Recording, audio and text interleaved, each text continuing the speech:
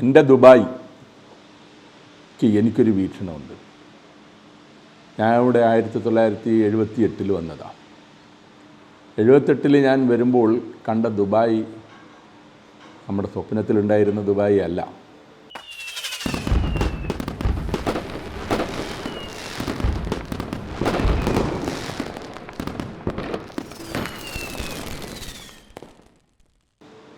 യാഥാർത്ഥ്യം നോക്കുമ്പോൾ അവിടെ എല്ലാവരുടെയും ഇവിടുത്തെ ലോക്കൽ ഇവിടുത്തെ ആൾക്കാരുടെയും വിദേശീയരുടെയും വിയർപ്പിൻ്റെ മണം മാത്രമേ ഇവിടെ എനിക്ക് കാണാൻ കഴിഞ്ഞിരുന്നുള്ളൂ. കാരണം എല്ലാവരും പ്രതികൂലമായ സാഹചര്യത്തിൽ കഠിനാധ്വാനം ചെയ്യുന്ന ഒരു സമയമാണ് ഞാൻ വരുന്നത്.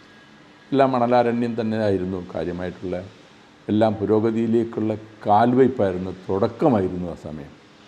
ആ സമയങ്ങളിൽ പ്രത്യേകിച്ചും നമ്മുടെ കേരളത്തിൻ്റെ ഭാവിയെ മാറ്റിമറിക്കുന്ന ഒരു കാലഘട്ടമായിരുന്നു അത്. വിയർപ്പൊഴുക്കിയാൽ കൈനിറയെ കിട്ടും.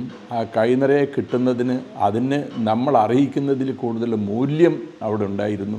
ഈ മൂല്യത്തിൻ്റെ ഒരു വ്യത്യാസമാണ് ഇന്ത്യയിൽ ഒരാൾ ജോലി ചെയ്താൽ കിട്ടുന്നതും ഇവിടെ ജോലി ചെയ്താൽ കിട്ടുന്നതിൻ്റെ ആ മൂല്യത്തിനുണ്ടായിരുന്ന വലിയ വ്യത്യാസമാണ് ശരിക്കും ഒരു വിഭാഗം ഗൾഫുകാർ മാത്രം നമ്മുടെ നാട്ടിൽ വിജയിക്കാൻ പറ്റിയതും അവർ ആഘോഷമാക്കിയതും അതിനോടൊപ്പം നമ്മുടെ സാമൂഹിക സാഹചര്യങ്ങളും എല്ലാ സാമ്പത്തിക ഘടനയും കേരളത്തിൻ്റെ മൊത്തത്തിലുള്ള ഘടനയും മാറ്റിമറിച്ചതിൽ വലിയൊരു പങ്ക് ഗൾഫിലുള്ള മലയാളികൾക്കാണ്.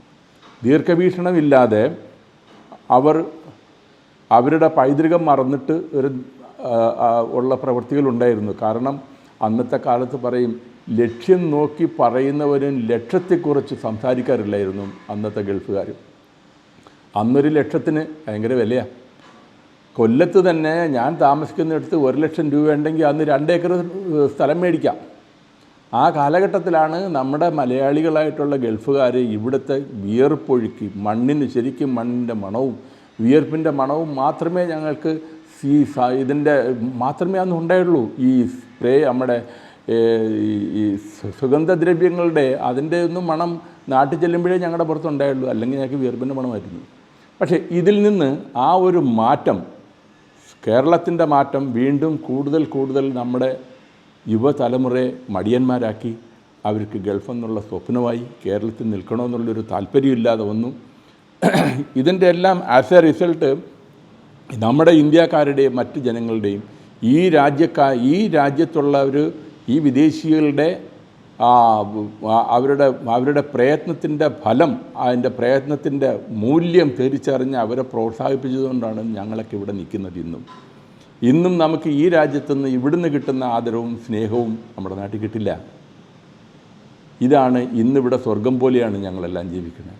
അതേ സമയത്ത് നമ്മുടെ നാട്ടിൽ നരകമാണോ പാതാളമാണോ അതോ ഇതൊന്നും ഇപ്പം തന്നെ അങ്ങോട്ട് പോയാലും തിരിച്ചറിയാൻ പറ്റാത്ത അവസ്ഥയാണ്. ഇതാണ് എൻ്റെ ദുബായും എൻ്റെ നാടും.